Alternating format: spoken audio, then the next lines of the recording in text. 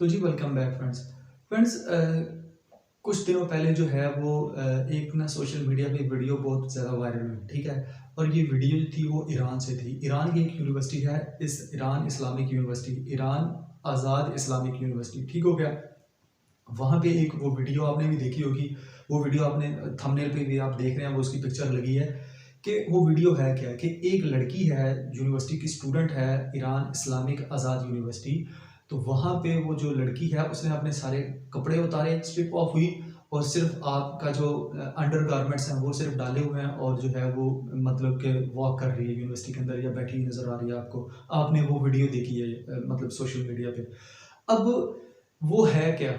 वो वीडियो ये है कि जो है वो आपको पता है ईरान में हिजाब की पाबंदी है। ईरान जो है वो आपके ड्रेस कोड का एक हिस्सा है, यूनिवर्सिटी में भी और वैसे भी जब पब्लिक पे और पब्लिक प्लेसेस पे औरत निकलती है तो ये आपका वहाँ पे एक ड्रेस कोड का हिस्सा माना जाता है। तो हुआ ये कि उस लड़की ने वो हिजाब जो है वो आई थिंक नहीं पहना हुआ था या किसी गलत तरीके से पहना हुआ था, या फिर उसने जो है वो हिजाब किसी और मतलब ड्रेस का पहना हुआ था जो कि यूनिवर्सिटी का मतलब के ड्रेस कोड के अंदर नहीं आता। तो गार्ड ने उसको रोका और कहा कि आप ये वाला ड्रेस कोड पहन के या हिजाब पहन के अंदर नहीं जा सकती। तो उसने एहतजाज के तौर पे, प्रोटेस्ट के तौर पे जो है वो क्या किया, अपने सारे कपड़े उतारे और चहलकदमी शुरू कर दी और लोगों को बताना शुरू कर दिया। उसके बाद वो सिर्फ यहाँ तक नहीं रही, वो यूनिवर्सिटी से बाहर निकली और बाहर रोड पे भी गई, ठीक है।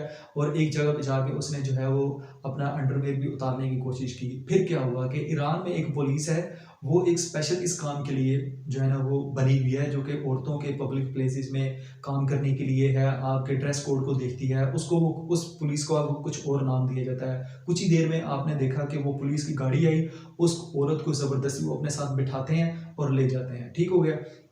ये वो सारा कॉन्सेप्ट है। उसके बाद जो एमनेस्टी इंटरनेशनल, यूएन इंटरनेशनल और बाकी जितने भी इदारे हैं, ह्यूमन राइट्स वॉच, इन सब ने ईरान को ऊपर कहा कि भाई आप उस लड़की को छोड़ो क्योंकि आपने उसके ऊपर जुल्म किया है, आपने उसको मारा है, तशद्दुद किया है और जो है वो आप उसने एक किस्म का प्रोटेस्ट किया है अपने हक के लिए और आप जो इसको पकड़ के ले गए हो। तो अब ईरानी मीडिया के मुताबिक तो वो कह रहे हैं कि हमने इस पे नहीं कुछ भी किया, लेकिन जो है ना वो बाहर की दुनिया कह रही है कि इस लड़की को मारा है, तशद्दुद किया। और यूनिवर्सिटी और ईरानी जो मीडिया है वो ये कह रहा है कि वो लड़की पागल है और उसको हमने मेंटल हॉस्पिटल में दाखिल करा दिया। ये एक पूरी स्टोरी है। फ्रेंड्स, ये नौबत क्यों आई है उस लड़की पे? तो इसके पीछे ना आपको रूट कॉज समझने की ज़रूरत है। रूट कॉज क्या है? रूट कॉज ये है कि 1979 में ईरान के अंदर जो है वो एक इस्लामिक इनकलाब आया, इस्लामिक रेवोल्यूशन आया। इस्लामिक रेवोल्यूशन आया, ये जो करंट लीडर है इनका आयतुल्लाह खामेनी, इसकी सुपरविजन में आया। तो क्या हुआ कि इन्होंने जो बड़े-बड़े लीडर थे उस टाइम 1979 में, इसके समेत इन्होंने इस्लामिक रेवोल्यूशन के तहत इस्लाम नाफ़िज़ किया ईरान में और एक ड्रेस कोड जो है ना वो जो है ना उसका इनिशिएट किया कि भई ये ड्रेस कोड लड़कियाँ पहनेंगी पब्लिक प्लेसेस में जाके, ठीक है? और वो हिजाब उसका एक लाज़मी पार्ट था।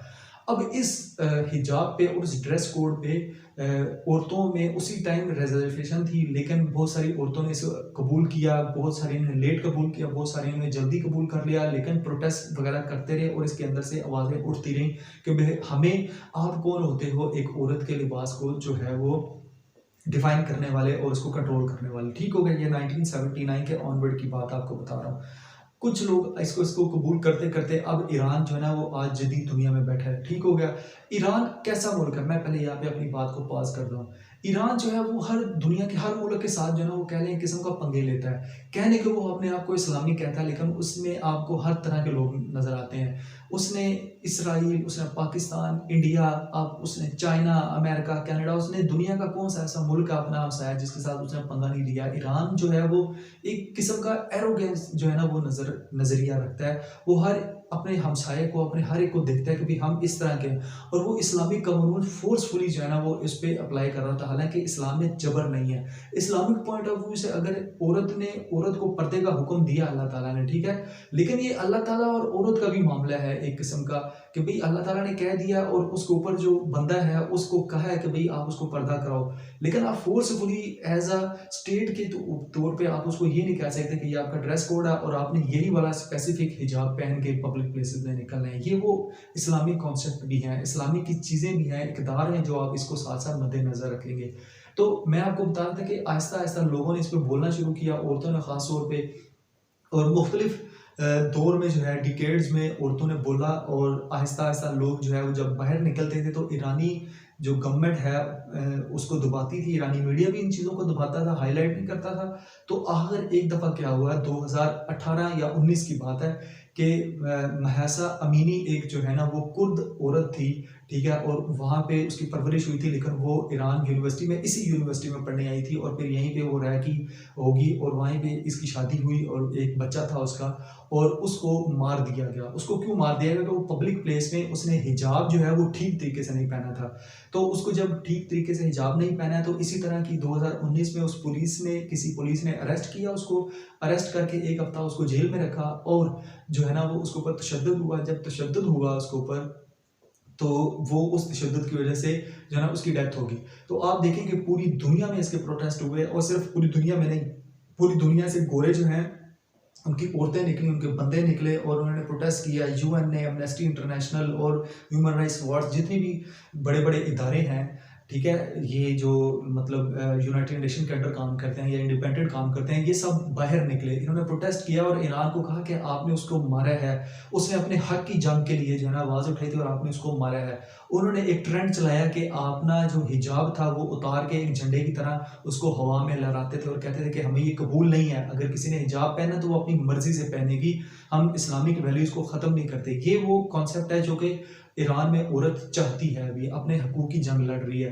तो उस महसा अमीनी को उन्होंने मारा जेल के अंदर, डेथ हो गई उसकी, और पूरी दुनिया उसके लिए निकली। और इसके साथ-साथ ईरान में भी प्रोटेस्ट हुआ और ईरान में पूरी जो औरत कम्युनिटी है वो निकली, मर्द निकले, और उसमें ईरान के अंदर तकरीबन 500 बंदे की डेथ हुई महसा अमीनी के बाद। क्यों हुई? और ईरानी मीडिया ने उसको कंट्रोल किया, गवर्नमेंट ने कंट्रोल किया, क्योंकि ईरान एक एरोगेंस कंट्री है, वहाँ पे आप सही बोल नहीं सकते, फ्रीडम नहीं है आपको, आप खुला नहीं जा सकते, आपको बाज़ारों में जाएँगे कि आपको को मस्जिदों की तस्वीर नहीं बना सकते, आप जो है वो किसी मज़ार की या बारगाहों की तस्वीरें इंडिपेंडेंट नहीं बना सकते। ईरान एक ऐसा कंट्री है।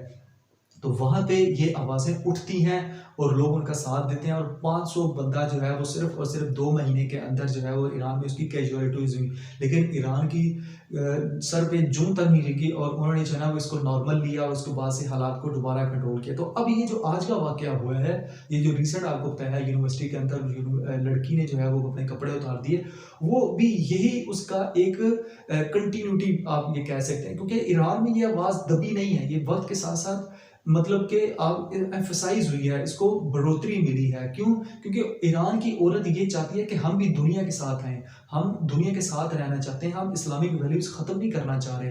लेकिन अगर आपने इस्लामिक वैल्यूज़ जो है ना वो इम्प्लीमेंट करनी है ईरान में, तो आप मर्द पे भी उतना ही करें, क्योंकि मर्द के ऊपर भी पर्दे का हुक्म अल्लाह ताला ने दिया है। तो आप क्यों एज़ अ स्टेट जो है, एज़ अ गवर्नमेंट, वो ईरान जो है वो औरत के ऊपर ही ये कह रहा होता है कि आपने जो है ना ये ड्रेस कोड है, ये हिजाब है, इस तरह का पहनेंगे आप, तो ही जो है वो आप इस्लाम में रह सकती हैं। यहाँ तक है कि ईरान में इतनी पाबंदी है कि अगर आपने जॉब करनी है तो औरत से कहा जाता है कि आप मर्द से सर्टिफिकेट लेके आएँ, या ईरान में अगर हिजाब गलत पहना जाता है या कुछ और तरीका किया जाता है, तो ऐसी-ऐसी भी रिपोर्ट्स हैं बीबीसी के ऊपर कि ईरान के जो लोग हैं, जो उनकी पुलिस है, जो उनकी फ़ौज है, वो उठा के ले जाती है उन लड़कियों को और उनका रेप करती है। ये तमाम चीज़ें ईरान के अंदर पाई जाती हैं, लेकिन क्या है कि ईरान इस टाइम आइसोलेट हुआ है पूरी दुनिया से, और पूरी दुनिया उसके ऊपर सैंक्शंस लगा रही है। अमेरिका ने लगाई हैं, चाइना ने लगाई हैं, यूरोपीय यूनियन लगाता है, लेकिन ईरान अभी भी एक साइड पे खड़ा है और उसने ये नहीं देखा कि हमारे नेबर्स हमारे साथ क्या चाहते हैं। तो ये वो तमाम वाक़यात हैं जो कि एक जो है वो ईरान की औरत जो है वो इस टाइम पूरी दुनिया के साथ खड़ी है और वो अपना हक मांग रही है, लेकिन ईरानी गवर्नमेंट जो है वो इसको किसी और तरीके से देखती है, और अब जो है ना वो इस वाक़ये को उसने ये कह दिया है कि वो औरत मेंटल है और उसको हमने मेंटल हॉस्पिटल में जो है ना वो एडमिट कराया है ट्रीटमेंट के लिए। तो फ्रेंड्स, मैंने सोचा कि ये वीडियो देखी है, अभी आपने इसके ऊपर अपने व्यूज़ दिए जाएँ और आपको बताया जाए कि ईरान कैसा मुल्क है और ये क्यों ऐसा करता है, ठीक है? इस्लामिक रेवोल्यूशन का ये मतलब नहीं है कि आपने हर चीज़ थोपनी है। बंदे का भी और अल्लाह का भी कोई हिसाब है। आपने खुद भी तो जाके हिसाब देना है ना, बजाय इसके कि आपने नाफ़िज़ करनी है हर चीज़। तो फिर आप दुनिया में आइसोलेट ही होके रहते हैं, आप दुनिया के साथ तो नहीं चलेंगे। तो इंशाल्लाह फ्रेंड्स, मिलते हैं आपको किसी और टॉपिक में, अपनी फीडबैक ज़रूर दें। तो अल्लाह हाफ़िज़।